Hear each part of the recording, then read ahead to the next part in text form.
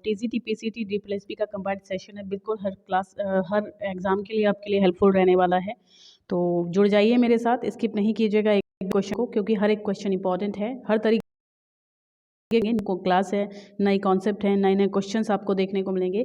तो चलिए स्टार्ट करते हैं बिना देरी किए और देख लेते हैं क्या है आज की खास हमारे सेशन में। सब्सक्राइब जरूर कर लीजिएगा चैनल को और लाइक शेयर जरूर कर दीजिएगा गाइस वीडियो को, ठीक है। चलिए पहला क्वेश्चन हमारा ये रहा स्क्रीन पर।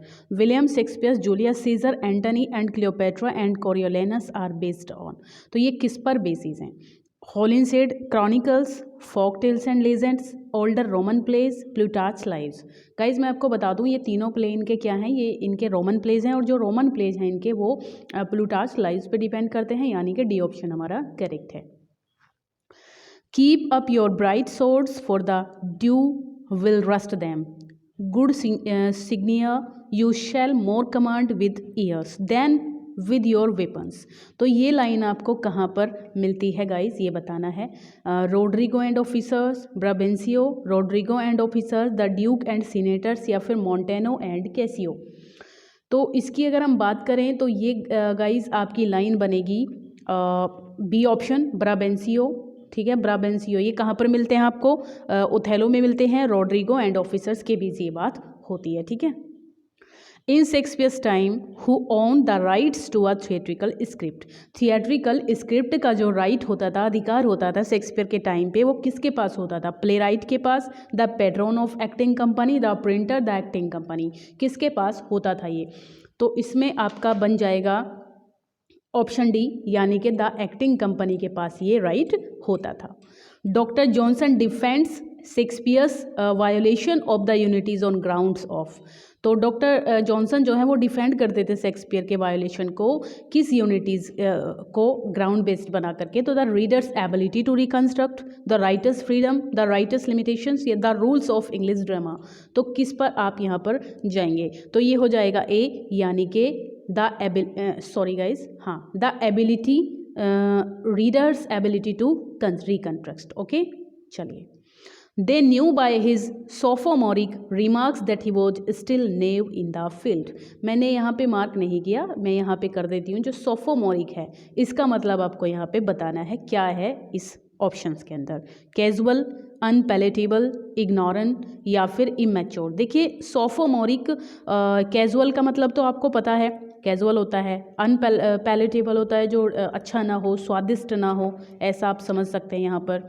और इसके बाद आता है आपका ये इग्नोरेंट, और फिर बात होती है इमेच्योर की। तो ये इमेच्योर हो जाएगा आपका, ठीक है, इमेच्योर हो जाएगा गाइस, क्योंकि जो सोफोमोरिक है, सोफोमोरिक का क्या मतलब होता है? सोफोमोरिक का मतलब होता है one who exhibits great immaturity and lack of judgment. जिसके अंदर काफ़ी लैक ऑफ जजमेंट हो, जो इमेच्योरिटी दिखाए, उसको सोफोमोरिक कहा जाएगा। तो डी ऑप्शन आपका यहाँ करेक्ट हो जाता है। एलियन का मतलब बताइए। देखिए एक एलियन होता है जो विदेशी हो या फिर दूसरे तरीके का हो, अजीब हो, औरों से अलग दिखने वाला हो, उसको आप एलियन कहते हैं। लेकिन यहाँ पे एलियन, इस एलियन का मतलब होता है प्रोड्यूस्ड बाय द विंड, ठीक है। तो यहाँ पे हो जाएगा बी। गॉर्गन का मतलब बताइए क्या होता है? ये बहुत आसान सा है, इसमें कोई डिस्कस करने के लिए है नहीं, तो एन अगली वुमन हो जाएगा गॉर्गन।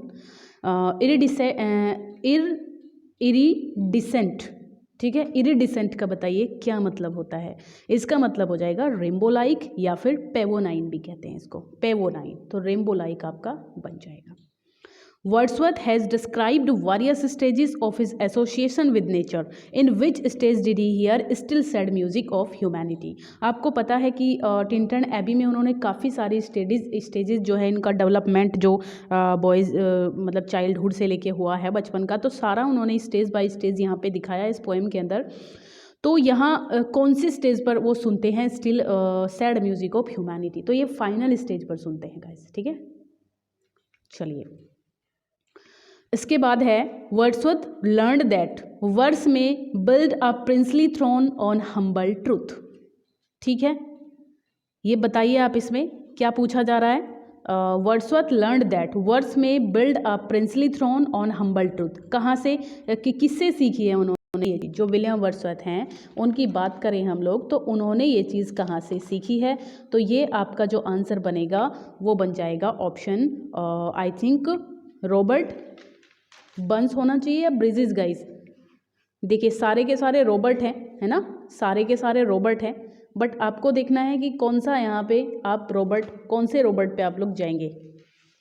ठीक है, यस बिल्कुल गाइस। तो मुझे तो यहाँ पे लग रहा है आपका Robert Burns I think guys, है ना, हाँ रॉबर्ट बर्न्स ही है इसका आंसर ना, पक्का बी ऑप्शन। ठीक है, रॉबर्ट बर्न पे ही जाएंगे। और बर्न्स को क्या कहते थे, प्लोमैन बर्न्स भी कहते थे। क्या कहते थे इनको, प्लोमैन। मुझे याद आ गया इनके बारे में, तो ये थोड़ा बताना अच्छा ठीक रहता है। ओके चलें, arrange the parts. In parts को अरेंज करना है आपको सेंटेंस के, तो करिए फटाफट से। कैसे बनाएंगे, through the long hot summer if you plan to train hard continuously you will need to acclimatize your yourself यहाँ पे आपको इनको बनाना है, कैसे बनाएंगे। तो if you plan to train hard, मुझे तो यही इफ़ से लग रहा है कि स्टार्टिंग हो जाएगी इसकी। ठीक है, इफ़ से हम लोग स्टार्ट कर सकते हैं। चलिए दूसरा क्या बनेगा, सबसे पहले आपका बी आ जाएगा। बी आ जाना चाहिए सबसे पहले।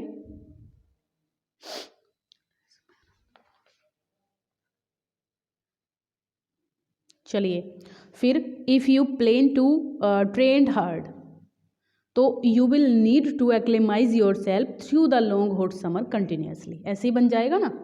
हाँ तो ये देखिए सबसे पहले आपका बी आ जाएगा, इसके बाद आपका डी आता है। ठीक है, डी आता है इसके बाद, और या फिर कुछ और, through the long hot summer. अच्छा सबसे पहले हमारा आया है बी, है ना, B if you trained hard through the long hot summer. Okay okay sorry guys, देखिए हमारा सबसे पहले बी बनेगा, थोड़ा सा देखने में लग जाता है, बी बनेगा, फिर हमारा ए बनेगा यहाँ पर, है ना, ए बन जाएगा, उसके बाद आएगा हमारा डी, और फिर लास्ट में आएगा सी, ऐसे बन जाएगा ये। ठीक है, चलिए नेक्स्ट देखें, अरेंज द सेंटेंस। इसको भी पार्ट्स को अरेंज करना है। Accidents are still bound to happen occasionally though despite everyone's best efforts.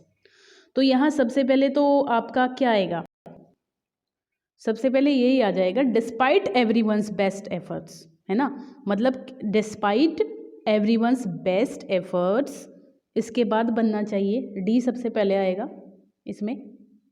ठीक है, डी आपका सबसे पहले आएगा, कोई दिक्कत नहीं है। इसके बाद आपका बनना चाहिए ए यार ये पीछे कैसे आ जाता है पता नहीं, चलिए इसमें डी सबसे पहले बन जाएगा, फिर आ जाएगा आपका A, despite everyone's best effort accidents are still bound to happen. ठीक है, बी, डी और ए, डी ए के बाद आ जाएगा आपका दो, ये थॉट नहीं सॉरी, THOUGH, ये टी गलत लग गया बस यहाँ पे, ये दो है। ओके, यद्यपि वाला। चलिए सी, और बच क्या गया, ए बच गया हमारे पास में, है ना। अब लगा लीजिए अच्छे से इसको, despite everyone's best efforts accidents are still bound to happen though occasionally. Okay चलिए next, which of these plays by Shakespeare does not use cross dressing as device. तो शेक्सपियर के कौन से प्लेस के अंदर आपको क्रिस क्रॉस जो है आपका क्रॉस ड्रेसिंग है वो नहीं मिलता है। देखिए एज यू लाइक इट में तो है ना।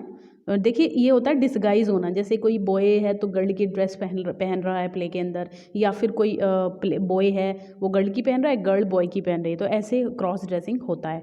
तो यहाँ आपका जूलियस सीजर में नहीं है, बाकी आपका सब में है, एज यू लाइक इट में भी, सिम्बलिन में भी, और टू जेंटलमैन ऑफ वराना में भी। Which word is opposite of hypothetical, कौन सा वर्ड हाइपोथेटिकल का अपोजिट होता है। देखिए हाइपोथेटिकल होता है इमेजिनल, है ना, जिसको इमेजिन किया जा रहा हो, रियल ना हो, तो यहाँ एक्चुअल इसका आंसर हो जाएगा। अपोजिट मांगा है ना, तो एक्चुअल पे जाइए आप। Who called Chaucer the father of English poetry, Chaucer को किसने कहा है फादर ऑफ इंग्लिश पोएट्री। तो इसका देखिए मैथ्यू अर्नोल्ड ने कहा है ऐसा, बिल्कुल कोई इसमें दिक्कत नहीं है ना। और कहाँ हाँ ठीक है, चलिए, अच्छा मैथ्यू अर्नोल्ड का टाइम पीरियड क्या रहा, इसी क्वेश्चन में बता देती हूँ। देखिए 1822 से लेके 1888 हर किसी का टाइम पीरियड आप जरूर याद रखिएगा, जन्म मरण, है ना। When was Arnold's essay The Function of Criticism at the Present Time published? कब हुआ था ये? तो इसको देखें आप, ये 1865 में आया था इनका। बी ऑप्शन पे बिल्कुल करेक्ट हो जाएगा ये। चलिए, in which novel did Wessex first become Hardy's great imaginations domain? तो सबसे पहले जो इनका ग्रेट इमेजिनेशंस डोमेन बना वेसेक्स, आपको पता है कि हार्डी वेसेक्स का यूज़ किया करते थे अपने प्लेस के अंदर। तो ये सबसे पहले कौन से प्ले के अंदर बना है? तो ये आपका हो जाएगा guys far from the madding crowd answer. ठीक है, कब आया था ये far from the madding crowd? इनकी सारी डेट्स जरूर याद रखिएगा, है ना। सारी डेट्स आपको मतलब जो ये याद रखनी है सारी की सारी। तो ये 1874 में आया था, 1874 में। अच्छा, इनका लाइफ स्पैन देखिए 1840 से लेके 1928 इनका लाइफ स्पैन है थॉमस हार्डी का। याद रखिएगा, आता है डायरेक्टली क्वेश्चन आता है, एक आध जरूर आएगा किसी ना किसी राइटर या पोएट का। ठीक है, तो 1874 में ये हो गया। इसके बाद टेस्ट आपको पता है ये होता है 1891 में, है ना। आप पेयर ऑफ ब्लू आइज की बात करें तो आई थिंक ये आपका कब बनता है? A pair of blue eyes, ये शायद आपका pair of blue eyes guys, मुझे याद नहीं आ रहा ये। चलिए, ये आपका शायद 1873 है, इसका 1873 ऐसा ही मुझे याद आ रहा है। और ये हो जाएगा आपका 1861 द मेयर ऑफ कैस्टरब्रीज। चलिए, in Jude the Obscure Jude dreams of going to the university at, कौन सी यूनिवर्सिटी में जाने की कोशिश करता है या सपने देखता है जूड यहाँ पर? तो ये हो जाएगा आपका Christminster, B option. Give the antonym of naughty, naughty का एंटोनिम देना है यहाँ पे। देखिए, नॉटी की बात करें तो इसका क्या मतलब होता है? डिफ़िकल्ट होता है, तो डिफ़िकल्ट तो इसका सिनोनिम हो जाएगा। तो यहाँ इजी पे जाएंगे हम लोग। कॉम्प्लेक्स भी सिनोनिम है, कॉम्प्लिकेटेड, ये तीनों सिनोनिम है। इजी इसका हो जाएगा opposite. Give the antonym of says, है ना, एकदम से ऐसी क्या कहते हैं उसको, एसिड्यूअस, है ना। और बहुत ज़्यादा बुद्धिमान व्यक्ति जो होता है सेज होता है। और यहाँ पे फूल जो है आपका एंटोनिम देना है, तो फूल बन जाएगा यहाँ पर। Nearly opposite of dilate, dilate का नियरली अपोजिट बताना है। डाइलेट है ना, किसी से कट जाना, एकदम से अलग हो जाना बिल्कुल, है ना। तो इसका जो अपोजिट होगा वो कॉन्टैक्ट होगा। ये शायद गलत लिख गया गाइस, कॉन्ट्रैक्ट, कॉन्ट्रैक्ट, कट जाना, एक सेकेंड गाइस, कॉन्ट्रैक्ट, कट जाना नहीं होता होगा, डाइलेट, आई थिंक डाइलेट का क्या होना चाहिए, एक सेकेंड रुकें आप यार। डाइलेट का एग्जैक्ट क्या होगा? देखिए, कॉन्ट्रैक्ट तो इसका वो बनेगा। चलिए, आप एक काम करना, मुझे कमेंट सेक्शन में डाइलेट का मीनिंग भेजिएगा, डाइलेट के सारे सिनोनिम भेजिएगा आप मुझे, ठीक है। कमला दासिस ऑटोबायोग्राफी, डार्ट कहाँ से लिख गया, दासिस, ठीक है, दासिस ऑटोबायोग्राफीज टाइटल, क्या नाम था इनकी ऑटोबायोग्राफी का? तो ये माई स्टोरी होता है, माई स्टोरी। और इसकी बात करें अगर हम लोग, तो माई स्टोरी का जो है ये एंटी कथा इनका सबसे पहले आया था मलयालम में, आई थिंक मलयालम में इनकी ये सबसे पहले आई थी स्टोरी, ठीक है। और एक और हमें इसके बारे में, एंटी कथा, एंटी कथा इस टाइप से, ठीक है। ये मलयालम में था अगर टाइटल पूछ लिया जाए। The line I who have lost my way and beg now at strangers' doors to receive love at least in a small danger, small change, appear in, कहाँ पर appear होता है? फ्रीक्स, सारे वर्क कमला दास के ही हैं। माई ग्रैंड मदर्स हाउस, आहोड known in Malabar, या फिर द इन्विटेशन, कहाँ पर आपको ये लाइन मिलेगी? ठीक है, चलिए, इन्विटेशन की होनी चाहिए। मुझे ऐसा लग रहा है कि ये लाइन आपकी होनी चाहिए इनविटेशन की।